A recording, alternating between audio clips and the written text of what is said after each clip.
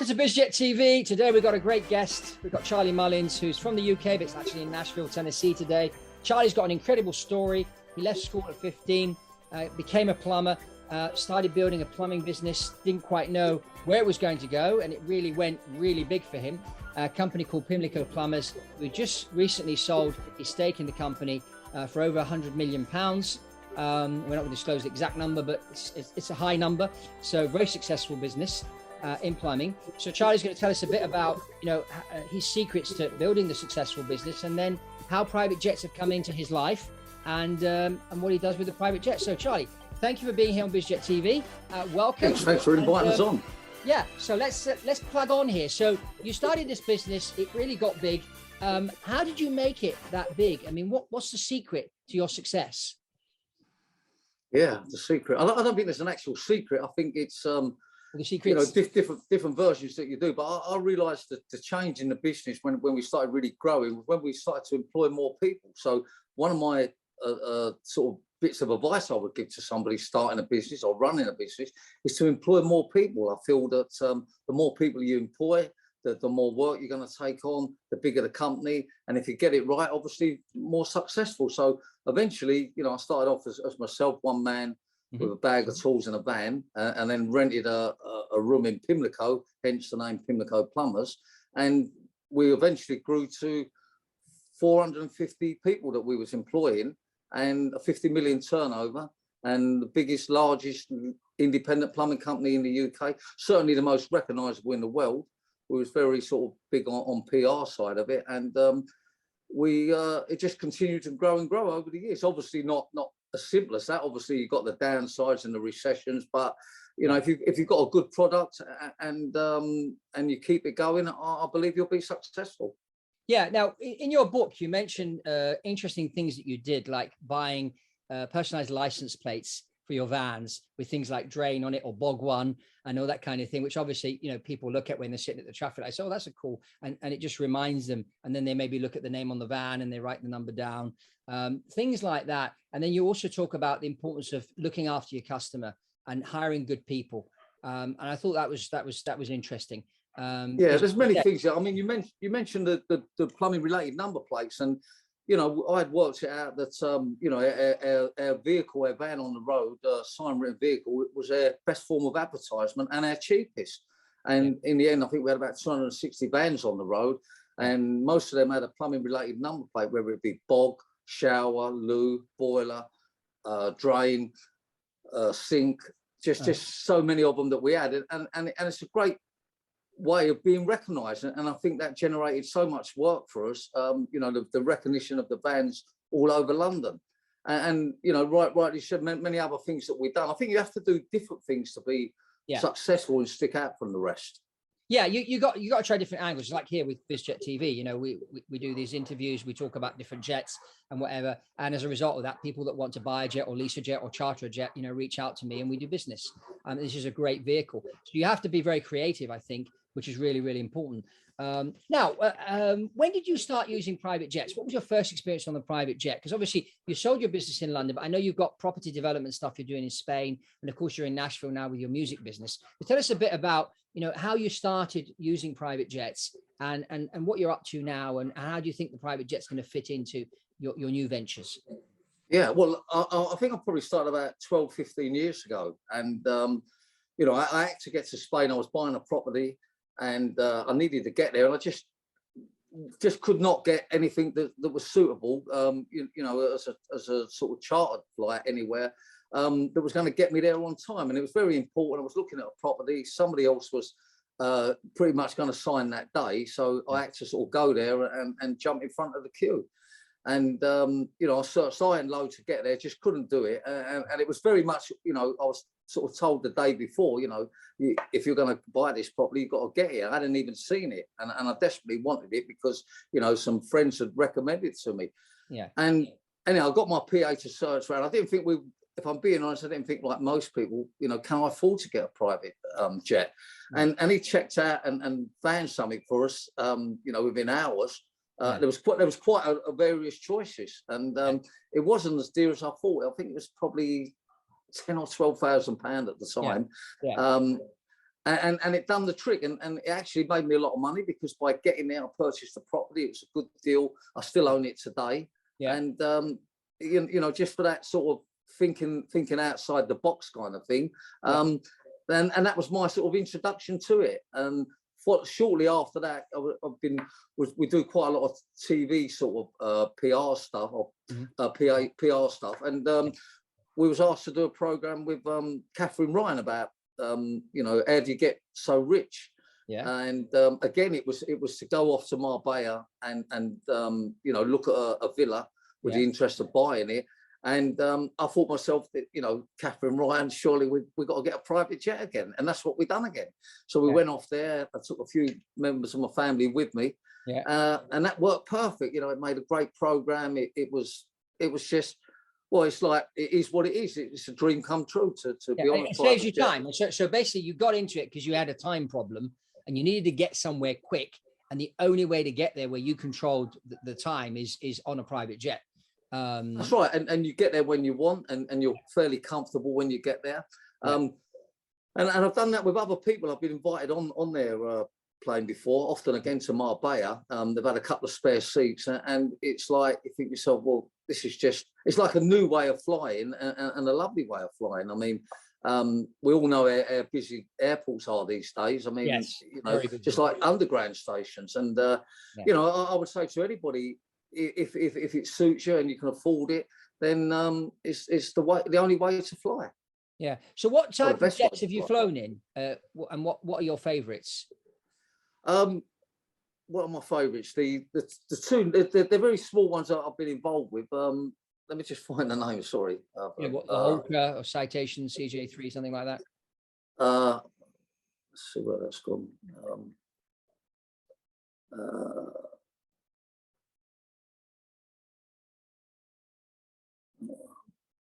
So what are they, about 5-6 seaters? Yes, that's it. They're very small. Let me just find this one. Yeah, also because if you're traveling from London, okay, right, got it. To Malaga.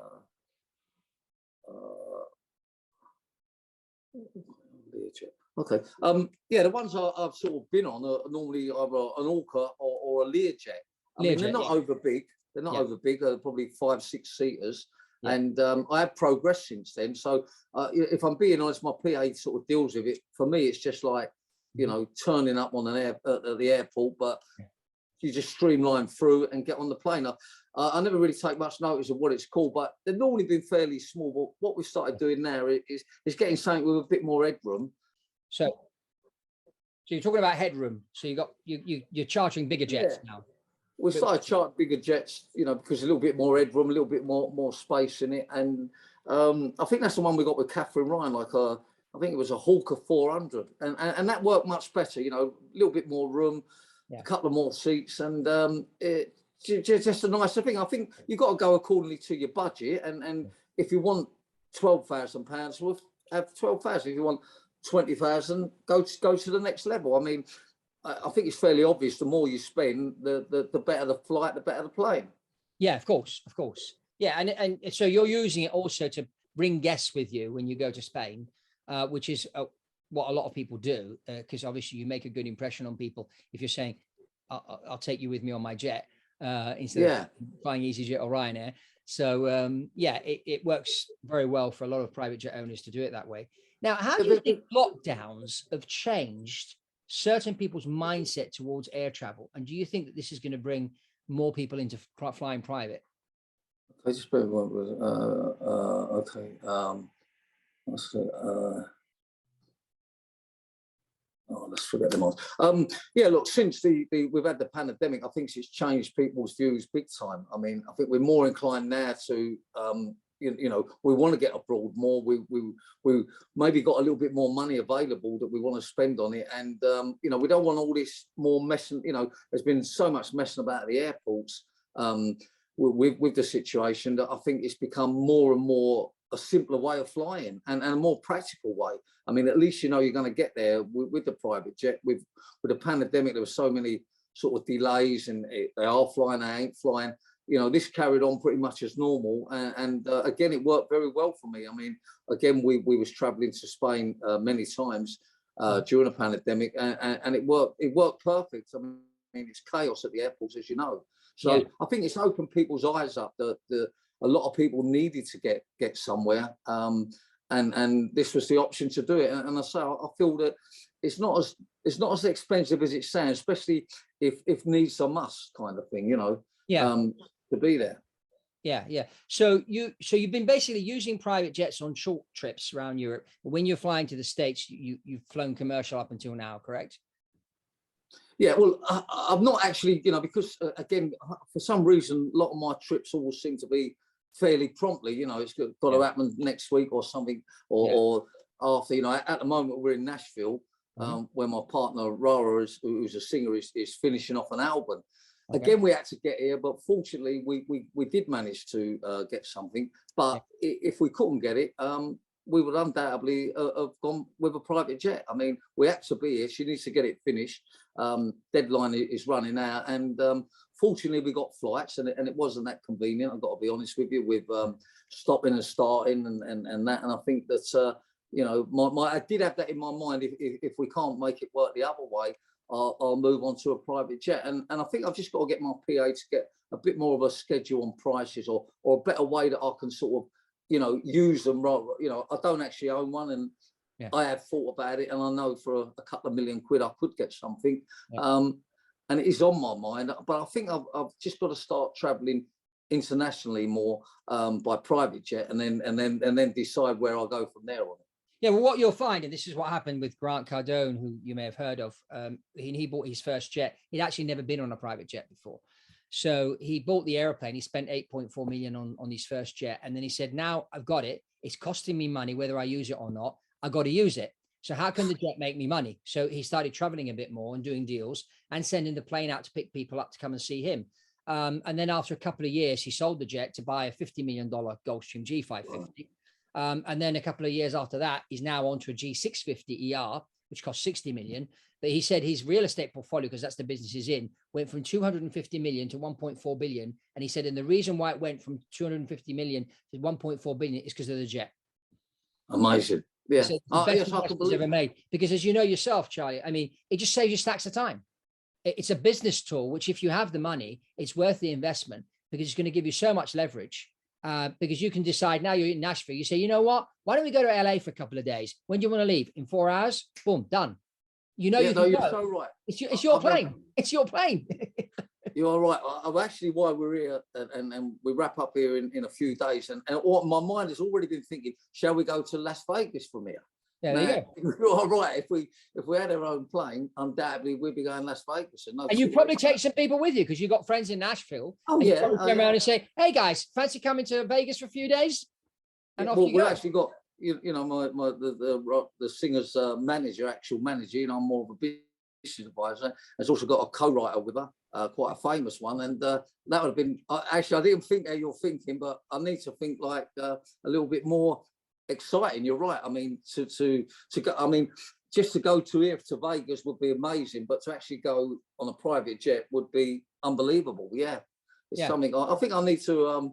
Look, it takes a little while to adjust. I think. I mean, you know, I come from very much a working class family, and fortunately done very well, and it doesn't quite sink in that, you know, you can do these things if you've got the money, and you know, you can also do them if you're fairly careful on how you budget things, because as you know, there's some sensible sort of deals now that you can travel around. I mean, I've also just my family, and now I've just advised them to travel to Spain. They wanted to take their couple of dogs with them. They're gone for 3 months, and again, my PA organised on a private jet, and you know, this is my son actually, and he's saying, you know, what a way to travel. You know, he just can't believe it. You know, the grandkids was with him, and the dogs were with him, and you know, and he said to me, it was worth every penny. And I think he said he paid about 15,000, and I think there was 4 or 5 of them on the plane. Yeah. Because by the time, I mean, if you're going to fly, if you work it all out, if there's like 6, 7 people and you're flying business class or you're flying private, I mean, I'm not saying the price is about the same, but you take the fact that you're not going through the terminal with another 1,500 people, and it's taking 3 hours to get to the airplane. You're just driving your car up to the FBO park, go through the private jet terminal, on the airplane, up in the air in 10 minutes. I mean, you can't beat that. I mean, the queues at the airports these days are just terrible.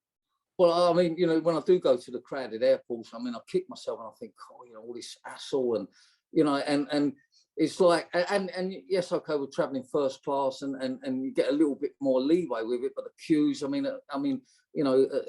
there's nowhere any more busy than an airport. I don't even think tube stations are any busy. I mean, they wouldn't actually put cattle in a place like they do at the airports these days. So, yeah. I do miss if I'm not flying private. I do miss it, and I have to say, as you just said, you drive into the airport, and within 10 minutes you're on the plane, and often a glass of champagne in your hand. So it's no better way to do it. Yeah. So tell us, Charlie, about what businesses you're involved in now that you've exited the plumbing business and you're doing the music business. What else, and property? What else? Yeah. Well, for some reason I met this singer, Rara, and she wasn't doing that great, and I come up with a few business ideas and just met up with her on a business point of view to advise her on that. And it seemed that within a year, she's from singing in, say in Dubai or Marbella, in just normal venues, to actually into Nashville and writing an album, and a couple of the records she released in September, and undoubtedly it's going to be successful. There's no two ways about that. And I think it was just my business attitude that, telling her to, make sure you do things right and be different. And well, so she's gone from, just normal venue to writing, with famous co-writers out here in Nashville. And I now realise that, and I think her market's going to be in America. It's very much like a vintage singer, a mixture of an Amy Winehouse, Dusty Springfield, and I think the market's open for that, and it's really looking good for her. And already thinking ahead. I mean, she's my partner now. I mean, she wasn't when I first met her, and I'm thinking ahead now, and I'm thinking, she's going to be traveling America a lot, so we need to reorganize something. And again, when I think you're moving up into an high profile thing, you don't want all the hassle of, everybody in waiting and delays and not being ready to perform when you get there. So, I have got my PA looking into it, and, we're looking at perhaps bottom end a couple of mil at the moment, but I realise maybe we've got to go up quite a bit on that. Well, I mean, the thing is, Charlie, I mean, I always say the private jet is a peak performance machine. If you take the top 20 golfers in the world, they could not be in the top 20 golf rankings in the world if they didn't fly private, because you finish a tournament on the Sunday, the next tournament starts on the Thursday, and sometimes it's like 5-hour flight away. You're not going to do that flying commercial. And then what happens if your golf clubs get lost or whatever? So you've got to basically jump on your jet, maybe go home for a day and a half, and then jet out to the next golf venue. And the only way you can do that is by private. And the same if you're a professional singer and you're going around America doing concerts. When you step on that stage, you want to be ready with it to give it all you've got. If you're tired because your flight was delayed or your bag got lost and the stress and this, that, the other, you want to be able to travel stress-free and on your schedule, not American Airlines. Exactly. And if you can dodge the crowds at the airport and dodge many other things. I mean, look, I'm all for it. I just, it takes a little bit of a time to adjust, and maybe I've got to, do a couple of international trips on it. I think that's the answer, because good idea. I noticed the difference in Europe. It's like you get off, you're fresh, it's amazing. You don't even feel you've been on a plane, and then, I can't quite visualize what it's going to be like to travel to America instead of having this 10-hour and 3-hour stopover and then a delay on something. So I think once I move into that, I think it's going to be the way forward, and especially if she becomes successful. Yeah, which I feel very confident about that. Now, Charlie, you obviously became successful following a route which a lot of young people don't do these days, because they go to university, they get a master's degree in business and whatever. While you've basically learned as you've moved along, and you've been very, very practical and applying new ideas right away, which is very difficult to do in a large company, or if you've been to a business school. The amount of stuff that they throw into people's heads, it kind of slows everything down. There's one gentleman I know, he buys businesses and flips them round. And he said when he acquires a business, he does it in a week. He said, if I bring in the MBAs, it's going to take him 6 months. That's well, right, I come in with my team in a week. We look at what we need to look at. We make the decision and we buy it, and the deal's done. So what would you say to a young person today that's watching this and they've come on the channel because they like jets and they think one day I want my own private jet, but obviously I need to build a business that can afford a private jet. I mean, what would you say to this young person? Would you say go to university, get a degree, a PhD, this or that, or go out there and develop your talent? And well, I think there's no better way than experience and getting out there. I'm not a great lover of universities. I think you need to be a bit more hands-on. You don't need degrees today to have a great business. You just need common sense and obviously enthusiasm and sort of different ideas.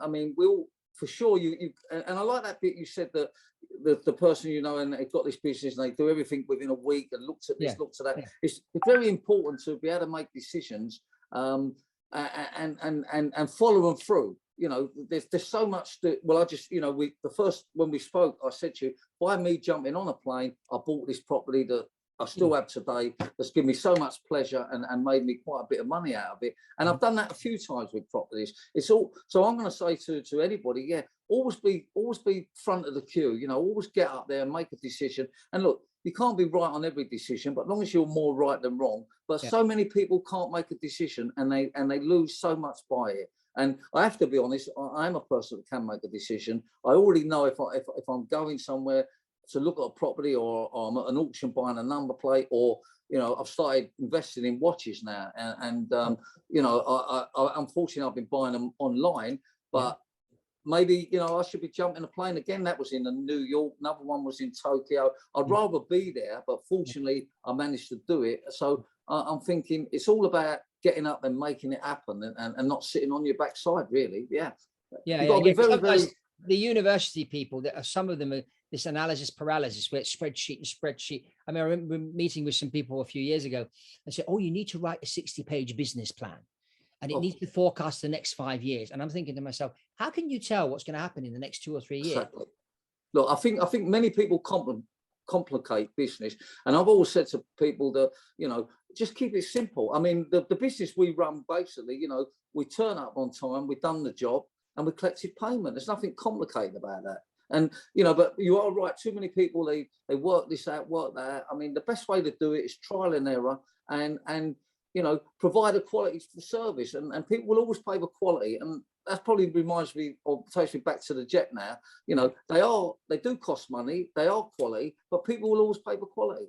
Yeah, very true. Now, we're seeing what's happening in the economy right now with the price of oil gone right up. I mean, right now, diesel's like £2 a litre around the corner from where I live.